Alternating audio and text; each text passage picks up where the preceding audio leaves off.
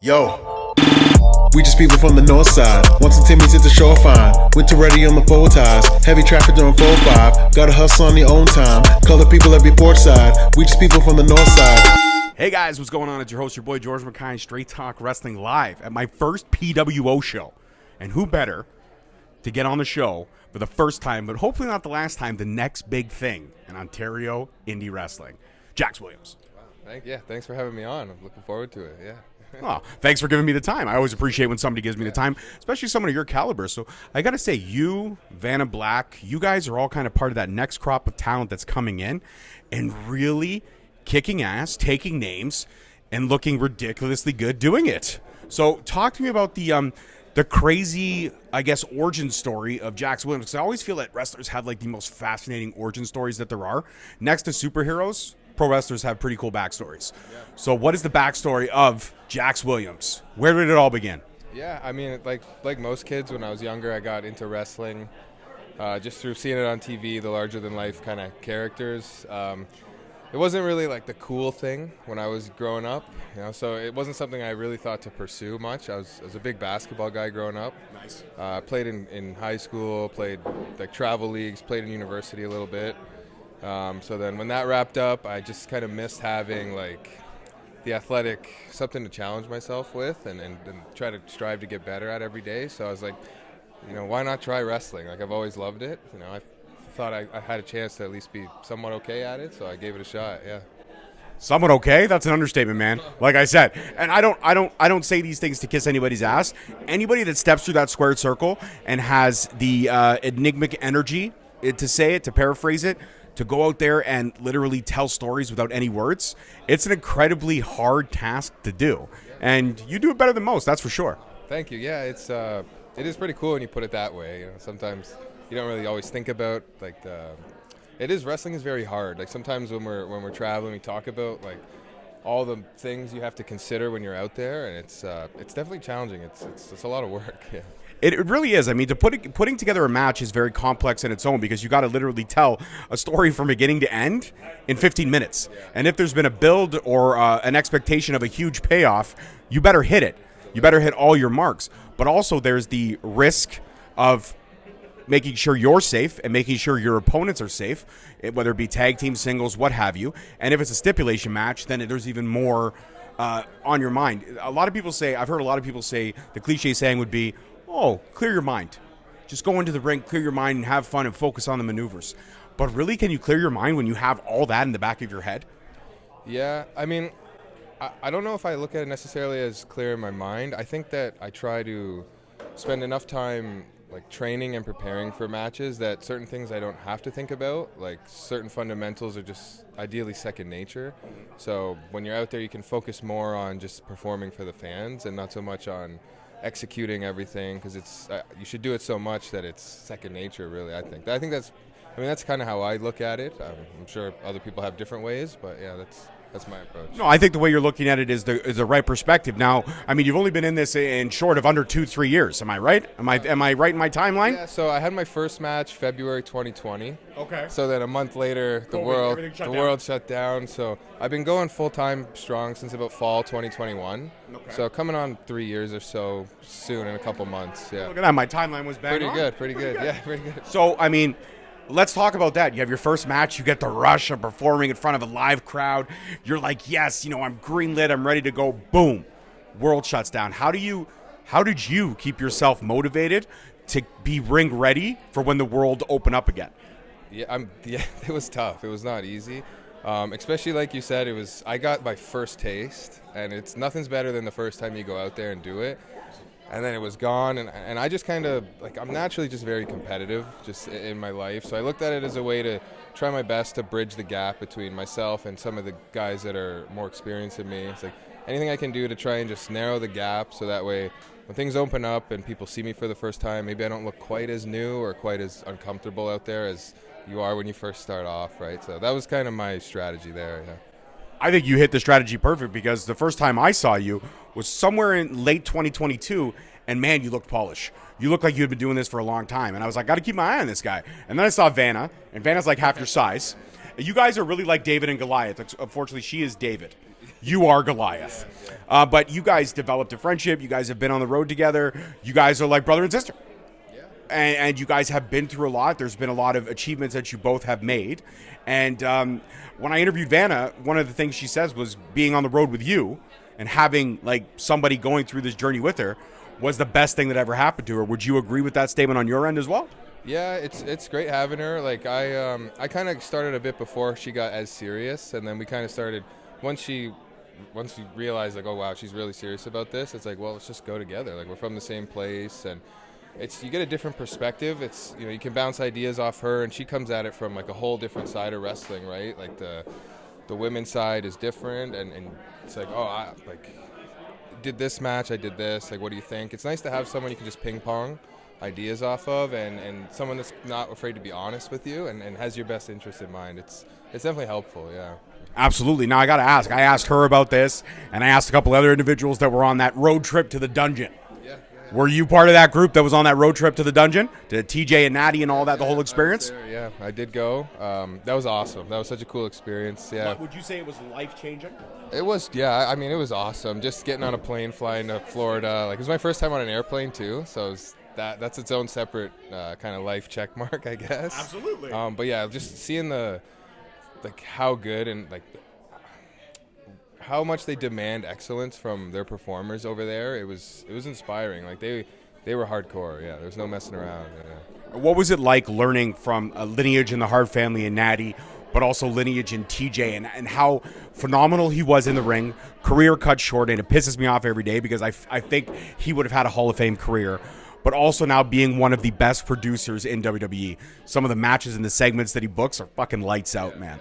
What was it like learning from that mind? Were you able to have one-on-one conversations, whether it be 5, 10, 20 minutes?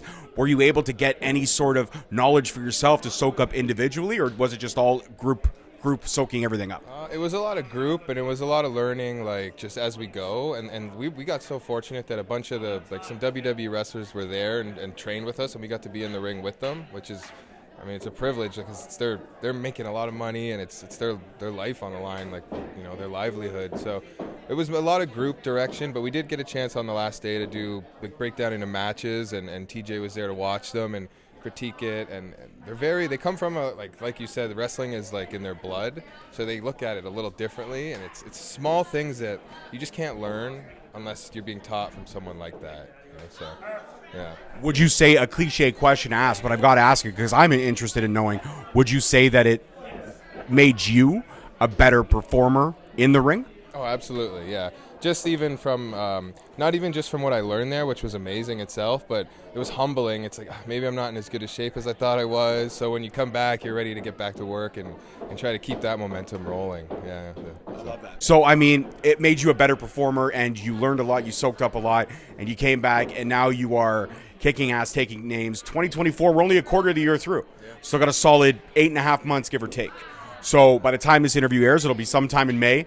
The sun will be shining. Hopefully snow will be well past the distance, and we can focus on pro wrestling, bread and butter for the next 4 or 5 months.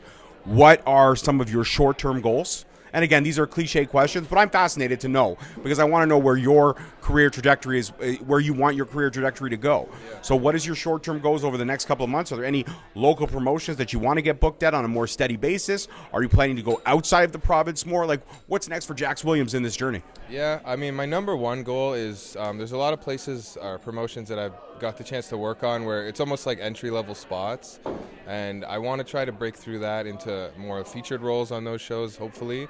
I want to do more things like outside of just the physical wrestling, like get on the microphone and talking and developing things like that. My most the first goal I think of is I have to get out of the province. I've wrestled in the U.S. a couple times, but I really want to travel to see some other provinces, even just to wrestle, but also just to go and do it and see them. So that's priority number one for me right there. Yeah. I love it. Very obtainable, very realistic goals. You're not saying, man, in 2 years I want to be WWE ready and all this stuff, but you're on this journey. Like you said, it wasn't the cool thing to do, but now you're at a time where pro wrestling is probably the hottest and the coolest it's ever been since the Attitude Era. And let's listen, as much as wrestling fans as we love the Attitude Era, we can both agree that there was some shit in the Attitude Era where we're like, what the fuck is happening? Not flying today. But fond memories anyways. But it's hot, it's pop culture, it's culture appropriate now. What is it like being in this world of pro wrestling when it's as hot as it's ever been in a very long time? Yeah, it's been fun, and like we've all kind of like theorized and shot back and forth because it seems like it's not just WWE that's hot; it's everywhere, and it seems like every show you're on locally is selling out. It's packed. The fans are enthusiastic. So I think it's kind of just like pro wrestling is collectively just on a major streak, and at all levels you're getting to kind of enjoy that. So it's cool. Yeah, every show is it's so electric every time. Yeah. I love that, man. I feel like you got that energy. So I got to ask you this question because I feel like you'd have a great answer. That first taste performing in front of that live crowd. What was it? What was going through your mind 5 seconds before your music hit? You're back in the curtain. You're about to enter for the first time. What was going through your mind, Jax? I got to know. Yeah, a lot. A lot. Okay. First thing going through my mind was a brief, like, I can't do this. I'm turning around. I'm not going. Coming up? I was getting nervous because, like, I've had experience performing, like, athletics in front of crowds. It's nowhere close to the same thing as what we do with wrestling. So, yeah, I was nervous. And I remember a lot of guys would tell me, it's like, you're going to feel that, but then when you step through the curtain, it'll go away. And they were right. Like, right when I hit the curtain and I just felt the audience, it was like, oh, yeah, like, this is what I'm supposed to be doing. Like, it feels natural. Yeah. But, yeah, a lot of things going through the mind the first time. You know what? It's the same thing, I think, for everybody when they enter this business, no matter what form they are, whether they're the backstage crew, the cameraman, myself, who's a commentator, and I've had the honor and privilege to call a few of your matches at Destiny and stuff like that. They've been scrambles, but you're working your way up, and I have no hesitation whatsoever to believe that you will be in a higher spot in Destiny. You just keep putting the work in because I really do think you are that fantastic. But even being on a commentating level, like we're on the fly, we're on the gun, we're the narration for these amazing stories you guys are telling in the ring. I know how many times I've goofed up names.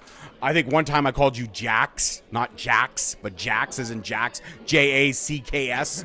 So, you know, like, and it doesn't sound different, but in my head, I know it's different.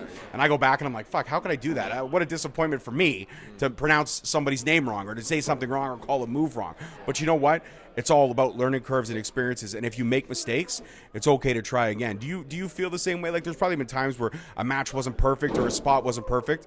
You go back, you break it down, and you work even harder? Or do you just, say, hey, it was a mistake and I got to move on? Do you dwell on it, or do you take it as a learning curve and move on? Yeah, I never let myself dwell on it. I feel like that's just not productive. Like, mistakes are going to happen. It's inevitable in there. And I kind of, number one, a learning curve. So it's, okay, what happened? What went wrong? How can I fix it next time?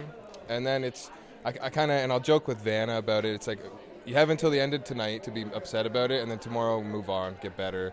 And I think that's a healthy way. It's like, acknowledge that it was a mistake, but you have to make mistakes to learn. It's the only way, really. So just, always moving forward, trying to learn and get better. I love that. And I mean, of course, it's nice when you're joking with someone who's pretty much your own personal stuffed animal. Like, she's just there. She's your comfort animal, really. She's the fiery one. I know that. I know. I would never. I joke because she's not here, and I know that if she was here, I would get in all kinds of trouble. But that's fine. She'll see this interview and she'll be like, "Oh, that's George and Jax," and then next time I'll see her, she'll be like, Yeah. And that's fine. That's fine. So when you say fiery, what is the most fired up she's ever been, and has that energy translucent into you? Like, is there a funny Vanna Black fired up story? Like, I just picture her when she's fired up.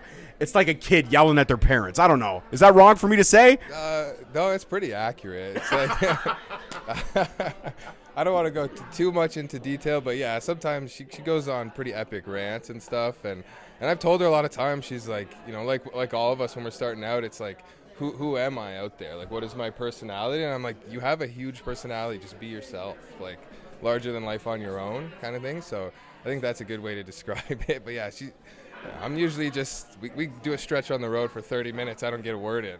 I believe that. I fully believe that. I can just see you in the car and be like, cool, this is awesome. It's awesome. Yeah. It's the same conversation we've had last 3 times on the road. And actually, I do have one for you. We were Okay. driving in a bit of a snowstorm. Okay.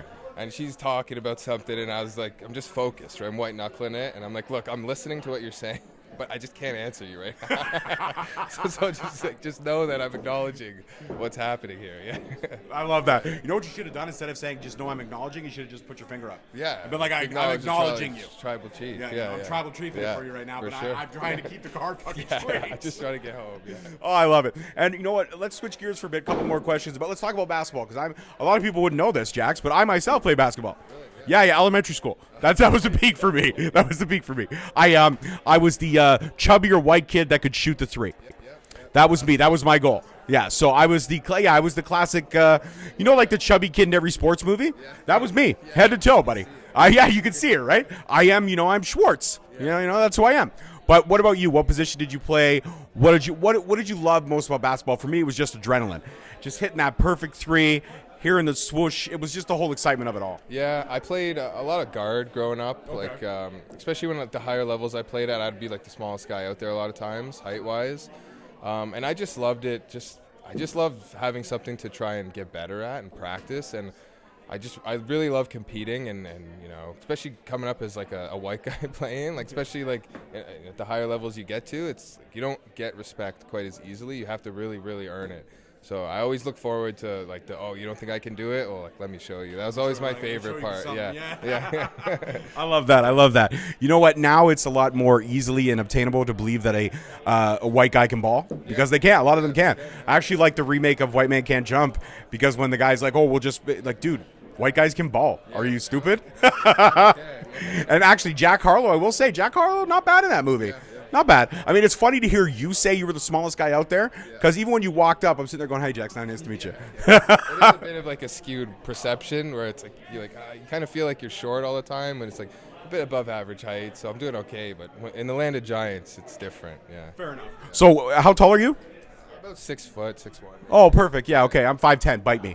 Okay, yeah, I don't know what 6 feels like, dude.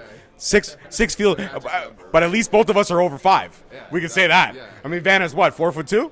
Pretty much, yeah. I love it. Vanna, I love you. You know I'm one of your biggest fans. I just love cracking. And who better to crack than with your paisan, Jax Williams. It's been incredible having this conversation with you. Thanks for being here, man. It's an honor for me to speak with you. I hope you had fun. Yeah. Great, yeah. Oh, it was awesome. Thanks for having me on. It's a big fan of the show. I always watch them, so it's nice to get on here. Well, big fan of the show. Now you're on the show. It's in the books. You are now officially a member of the Straight Talk family. Anytime you want to come back, you see me at a show. George, you doing anything right now? No. Fuck. Bring up the camera. Let's record. I always have my equipment with me. Do it. Yeah. Thanks, man. Yeah, appreciate it. Peace, love, and wrestling, guys. We'll see you next week. Peace. Yo. We just people from the north side. Once and Timmy's hit the shore fine. Winter ready on the full ties. Heavy traffic during 4-5. Gotta hustle on your own time. Color people every port side. We just people from the north side.